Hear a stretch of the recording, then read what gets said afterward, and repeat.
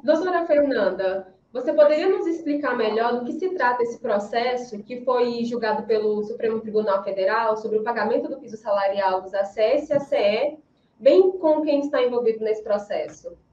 Bem, gente, inicialmente, Jennifer, eu queria assim, ressaltar que esse julgamento originalmente veio do município de Salvador, através de um agente que cobrava o piso de R$ 1.014, que foi instituído no ano de 2014 pela Lei 12.994. Então, quando tudo isso aconteceu, muita gente, Elaine, achava que não ia ter problema nenhum, que a gente estava todo mundo assegurado, porque o caso era só de Salvador, só ia envolver aquela gente. Mas, como o nosso presidente esclareceu, a Federação Nacional dos ACS e ACE tem um compromisso muito grande. Por quê? Porque nós descobrimos há muitos anos que esse processo tramitava e que ele foi afetado como de repercussão geral. E para todos que estão nos assistindo, isso simplesmente significa que a tese que vai ser fixada na próxima semana pelo STF vai afetar aos 400 mil ACS e ACE do Brasil. Ou seja, qual é a preocupação da federação desde o primeiro dia em que ela se habilitou como amiga da corte? Fazer com que a decisão do Supremo seja a melhor para a categoria. Nós já tivemos uma grande conquista graças à união de todos, em especial o Sim de Goiás, né, que estava lá numa grande caravana no dia 19 de abril. E a nossa primeira conquista foi que os ministros do Supremo reconheceram a constitucionalidade do piso. E aí você está assim, doutor, isso significa o quê? Significa que o piso é legal, significa que todos os municípios têm que pagar. Então, é uma grande conquista que vocês todos conseguiram no dia 19 de abril. Por incrível que pareça, nós ainda tínhamos, e eu acho que Elaine e Ariano podem até talvez dar algum exemplo aí do estado de Goiás, mas eu falo com vocês de Pernambuco, nós tínhamos muitos municípios que ainda não cumpriram o piso. Quando eu digo não cumpriram, esse piso de 2014, né, que existiam ações de cobrança desse piso. Então, assim, foi sem dúvida uma vitória espetacular. Agora, não há mais nenhum questionamento de que o nosso piso precisa ser cumprido em qualquer lugar do país. E, doutora Fernanda, qual que é a sua avaliação geral, né, desse julgamento do STF? Foi uma decisão favorável para os agentes ou não?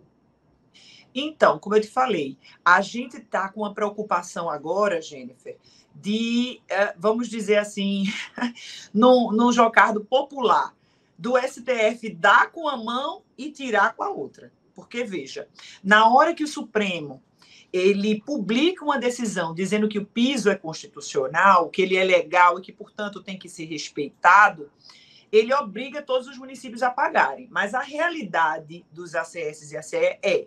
Vocês sabem que hoje cada município do país recebe R$ 2.604, que é o valor correspondente a 2 salários mínimos. Mas, para pagamento desse piso, para esse repasse, será que todo mundo que está assistindo a gente agora recebe somente os 2.600 ou recebe também um PMAC, um PQAVS, um Previne Brasil, um adicional de insalubridade, uma gratificação SUS, uma gratificação de difícil acesso? E tantas outras gratificações. Eu quero crer que a grande maioria dos agentes recebem mais do que o vencimento.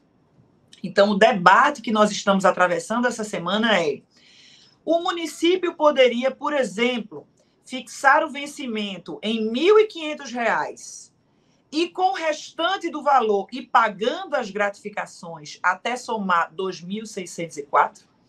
Ou seja, o conceito da palavra, sabe aquele conceito de dicionário, que a gente vai no dicionário para ver o significado de uma palavra? O conceito de piso é o vencimento base mais as gratificações ou é só o vencimento inicial? É isso que no dia 17 de maio está agendado para ser julgado pelo Supremo. Então, a gente precisa muitíssimo da força do Sim de Goiás, da força da FENACE, para que a gente pressione o Supremo e ele entenda que esse piso é o vencimento inicial da categoria. Compreende? Então, essa é a preocupação, né, da gente, de todo o país, e todo mundo tem que estar muito alerta e continuarmos unidos, pressionando o STF, frequentando e indo lá, inclusive, participar da sessão de julgamento. Sobre essa decisão do STF, sobre o pagamento do piso salarial dos ACS e ACE, é definitiva? Ela pode servir de parâmetro para casos semelhantes no judiciário? Oi, Jennifer. Olha só, essa é uma pergunta muito especial para esse dia, né, que é o Dia Internacional da Enfermagem. Por quê? Porque foi dado um recado claro no dia que nós estávamos lá no Supremo. O ministro Roberto Barroso, todos os ministros votaram, mas o ministro Roberto Barroso, e aí eu estou dando uma notícia assim, meio que de bastidores, né, de quem acompanhou tudo, como a Elaine e o Ariano que estavam lá. Ele disse claramente que era contra a fixação de pisos salariais na Constituição. Então, quando a gente fala assim, nós conseguimos o piso, ele foi decretado constitucional, não pensem que vai ser fácil, não, para as outras categorias. Por quê? Porque o Supremo justificou que, para a regulamentação desse piso, eles só aceitaram essa constitucionalidade porque a União disse exatamente de onde sairia o dinheiro.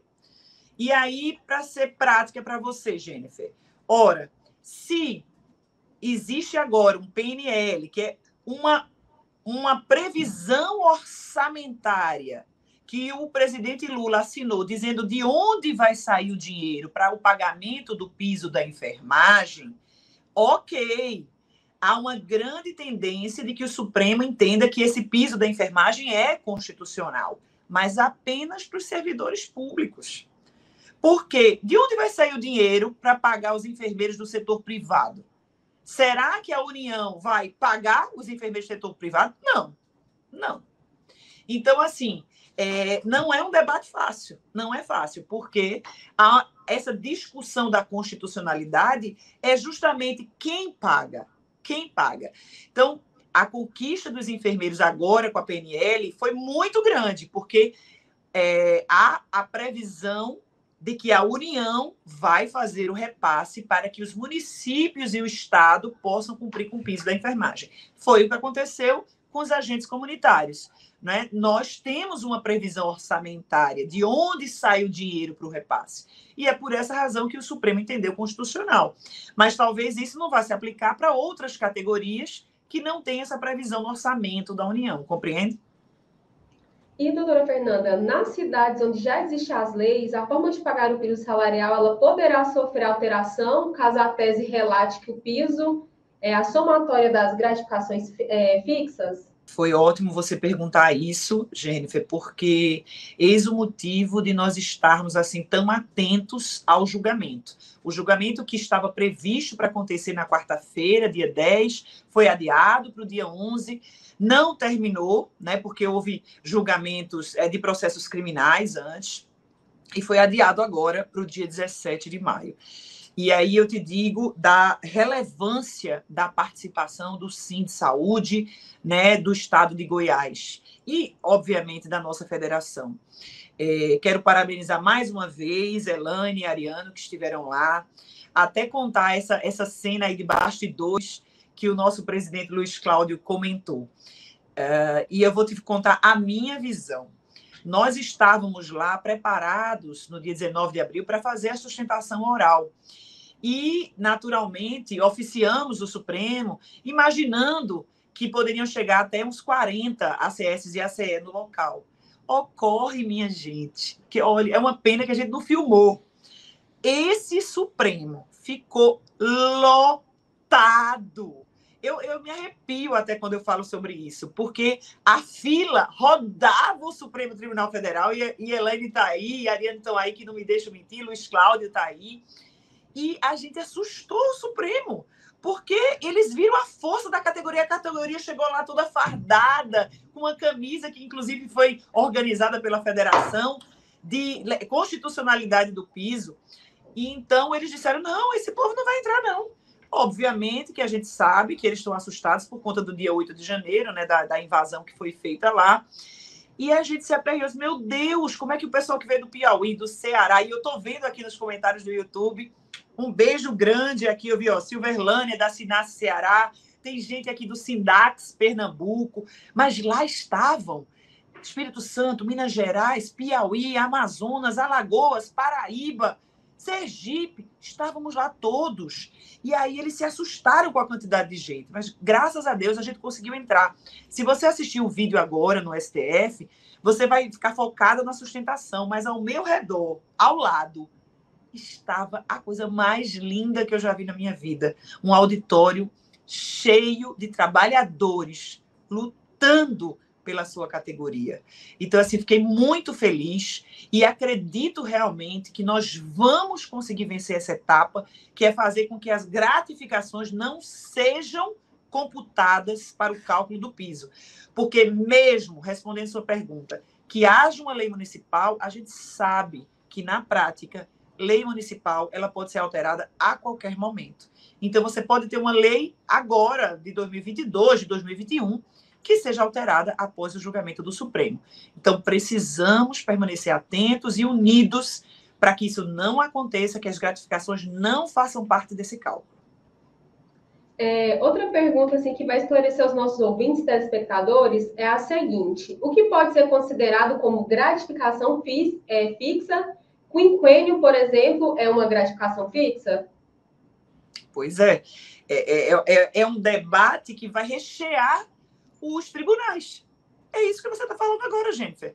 Pronto, o entendimento do ministro Alexandre de Moraes, e aí eu digo ministro Alexandre porque ele é o relator do caso, ele veio com o voto no sentido de que o que for uma gratificação fixa paga de forma igual para todos os agentes daquele município, ou seja, você está ali, iniciou sua carreira e todo mundo recebe tal gratificação de maneira equivalente, independentemente, aí sim, do tempo de serviço, do cargo que você ocupe ou do local onde você trabalha, então esta gratificação seria considerada permanente. Então, me responda aí, Elaine e Ariano, dentro disso que eu acabei de dizer, vamos supor que vocês fossem os juízes.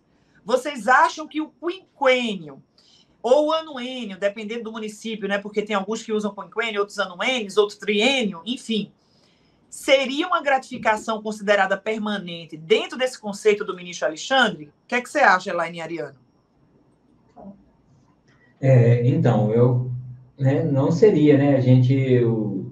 É diferente, né? O salário base é uma coisa, as gratificações são outras completamente diferentes. Então, ao modo nosso de pensar, as coisas são separadas, né? Não tem como fazer o somatório de mais um item lá do nosso contra-cheque para falar que aquilo lá seria o nosso piso salarial.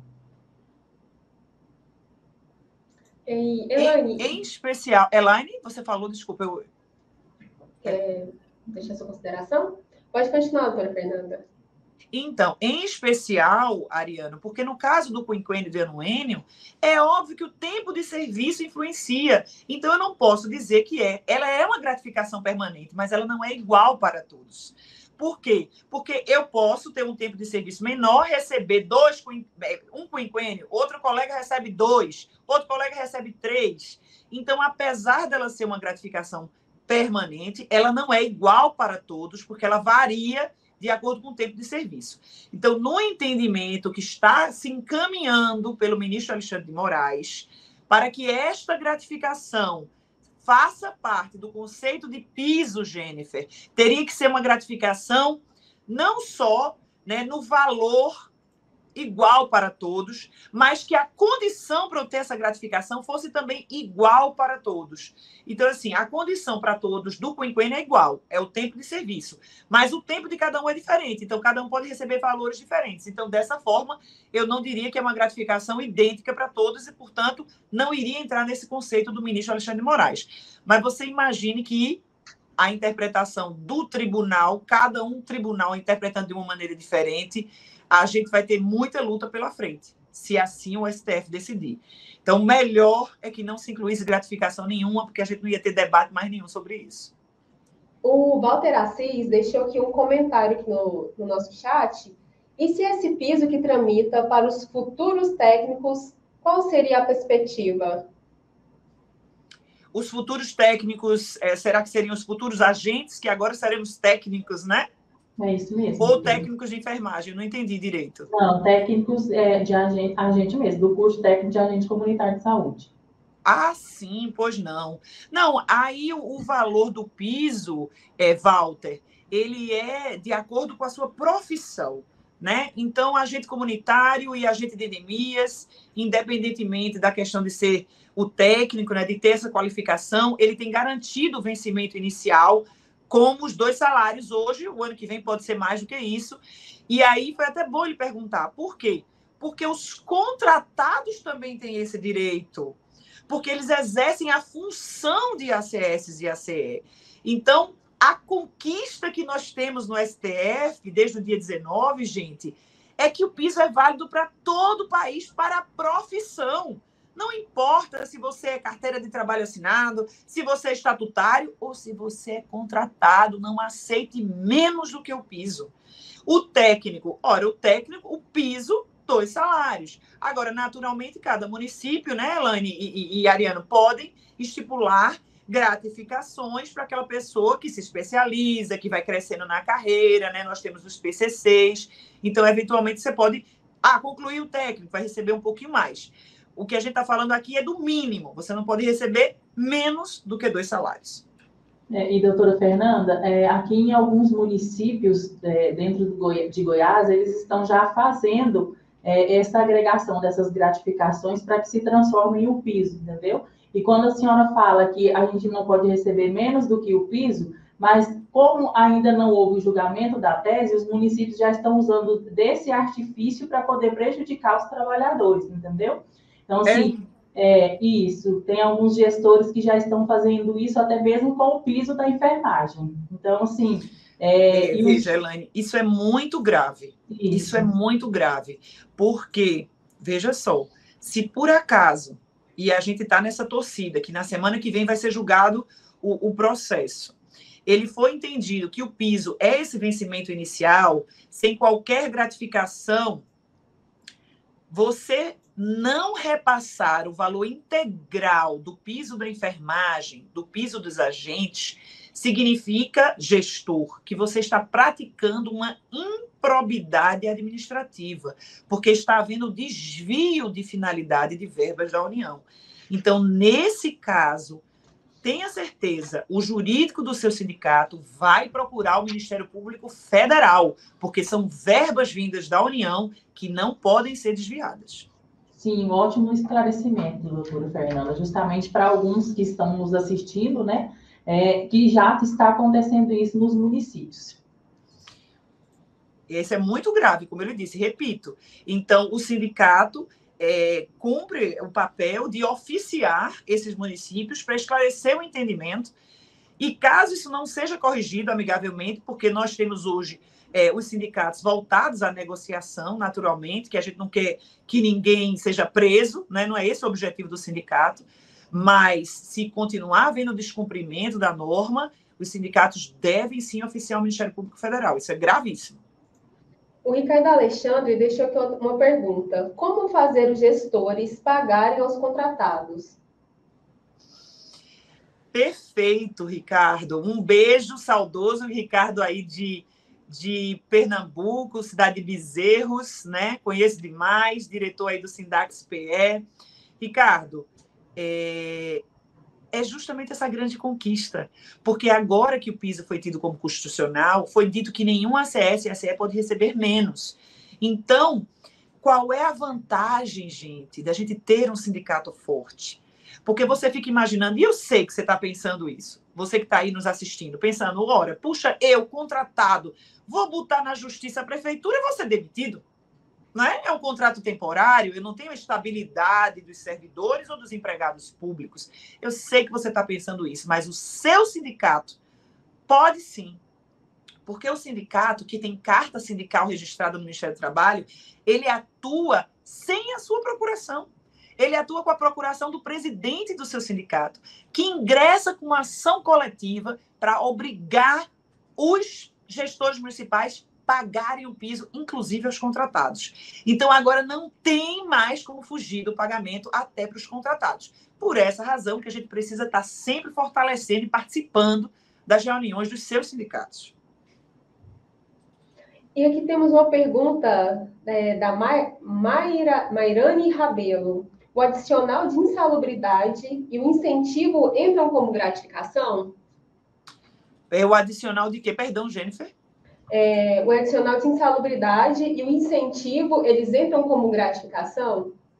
Pois é. Aí veja que a pergunta agora já é um pouco diferente do quinquênio e anuênio, porque a gente sabe que, apesar de quinquênio, anuênio, triênio serem gratificações permanentes, elas são variadas em seus valores, né, de acordo com o tempo de serviço. E o que é que o ministro, no seu voto, né, o ministro Alexandre de Moraes, vem encaminhando? Se for uma gratificação que, além de permanente, seja igual para todos, né, independentemente de cargo, função, tempo de serviço, e eu te pergunto, o adicional é um percentual igual para todos, independentemente, né, do que eventualmente você do cargo que você exerça, não? Mas só que há o entendimento do Supremo, e aí, bem, é uma questão técnica. O Supremo entende que o adicional de insalubridade não é uma gratificação permanente. Porque se você, por acaso, deixar de exercer sua função ao sol, se você, em algum momento, deixar de utilizar veneno, então você poderia perder a insalubridade.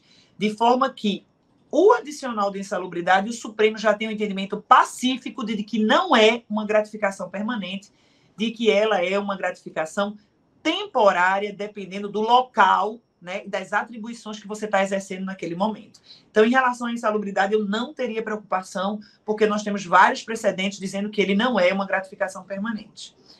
E a outra foi o incentivo, aquele que é o chamado 14º salário. Não é isso, Elaine, que ela perguntou? Isso mesmo, doutora. Pronto. Vejam, e aí vai depender a sua resposta em relação ao que é previsto na lei municipal. Por quê?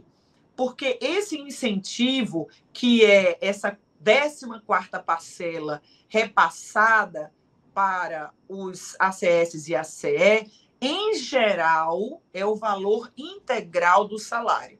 Então, é como se a gente recebesse 2.604 o ano todo, recebemos o 10º, e a gente recebe o incentivo, que seria o 14º salário, muitas vezes no mês de janeiro. Se o teu município paga integralmente, seria um valor para todos, realmente. Seria um valor para todos.